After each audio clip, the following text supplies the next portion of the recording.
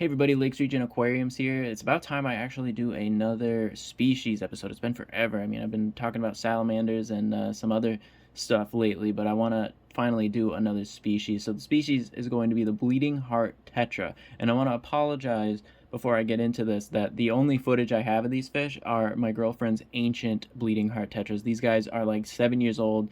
They don't look like they're not in their prime anymore, absolutely, but they still act incredible. She only has two of them, which is cool.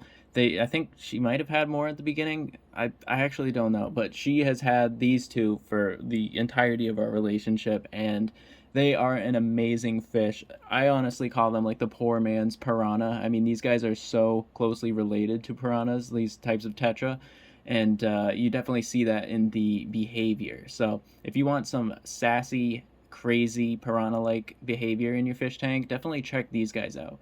Now they do get a little bit larger, so watch out if you're doing like smaller fish with them. Usually they'll leave other fish alone. They will give them that little pecking order behavior, like when they start just kind of going after them briefly, just to kind of show them who's boss. Kind of, I see a lot of that with my girlfriends too. But these guys are super easy to keep. I mean, it is a really basic fish in my opinion. These guys get around the 3 inches, so definitely plan accordingly. Have a nice size aquarium, like a 20-gallon up to a 30-gallon would be ideal. Have a nice school of them. My girlfriend has a bunch of other tetras around the same size in her tank with them, but I think she definitely wants to do a larger aquarium with nothing but bleeding heart tetras. I'm sure it would be absolutely incredible to see a huge school of these guys just swimming around doing their thing. Now, when it comes to swimming around, like I just mentioned, they don't really shoal. They don't like shoal too much, like swim around all together. They kind of just do their thing and hover in zones and kind of just exist that way. And then, obviously when it comes to feeding time, they turn into these crazy piranha-like predators and just tear apart whatever you put in the aquarium. It's a lot of fun to watch. So when it comes to keeping these guys, they're going to be a very neutral pH. So it's going to be like 7.5 up to 6.5. I'm sorry, up to 7.5, because that's what we keep ours in. We have a solid 7.5, and they thrive in it absolutely. So I recommend that range for sure. They can probably do well in lower pHs. I'm not sure. I haven't tried it, but I've heard of tetras doing well in lower pHs and sometimes even breeding in that type of pH. Now the lifespan, I said, ours are like 7 years old, so I think if you look them up online, it says three to 4 years or something like that. But obviously, lifespans are always something you got to consider. That it really depends on the quality of the fish and the quality of how you take care of that fish.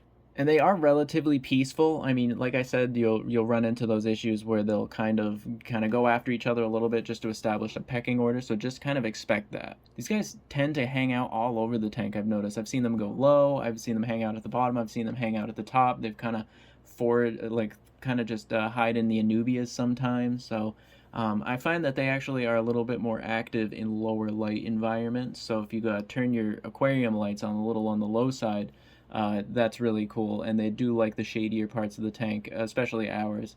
But if you have a large school of them, I'm sure they'd be out in the open more so.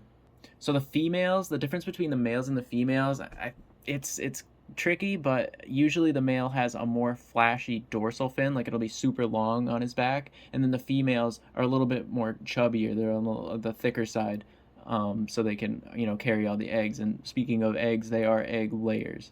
When it comes to feeding them, we like to do a nice varied mix of an omnivore kind of diet. So we're going to be feeding mostly, veggie based fiber pellets, like the little, you'll see them with the green labels. That's usually a more so fiber based, but they do really like protein. So like bloodworms and all that cool stuff, you can definitely integrate in their diet. Obviously, don't feed them too much, but just enough to get them through the week.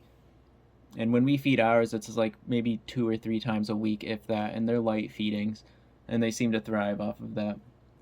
These fish are super awesome. They're not that expensive. I've run into some issues in the pet stores where they'll get a really big batch of them in. They'll look really good and they won't do too well. So be careful of the batches that are coming in. Just ask your pet store, be like, hey, how have the bleeding heart tetras been doing when they've been coming in? Have they been dying off? Have they had a crazy die off?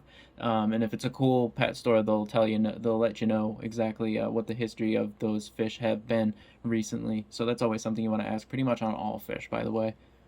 These guys are super simple. I mean, there's really not much to these guys. This is a basic fish info video for you, and that's really pretty much it. I think it's an awesome fish to try out in planted aquariums. They look really well.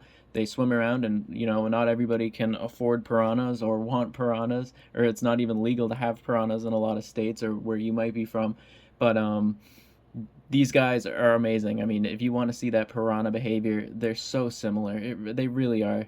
They just absolutely shred food when you put it in. Like sometimes we'll put in a nice chunk of shrimp or something, and they will tear it apart. It's pretty cool watching them just kind of tear it right out of your fingers and rip it up.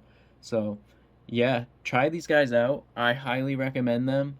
Uh, they are an awesome beginner fish, middle level fish, or even if you're advanced, you can try these guys out, and I think you really would enjoy them. So, thank you guys so much for watching this video. I hope you enjoy the footage of these guys. I like to use my own footage. I don't like finding videos online and stuff. I like to really just film what I see. And so I'm sorry again, they're the oldest bleeding heart tetras on earth, but they are still pretty cool and we love them. So thank you again for watching the video. Like and subscribe if you want to see more. Thank you.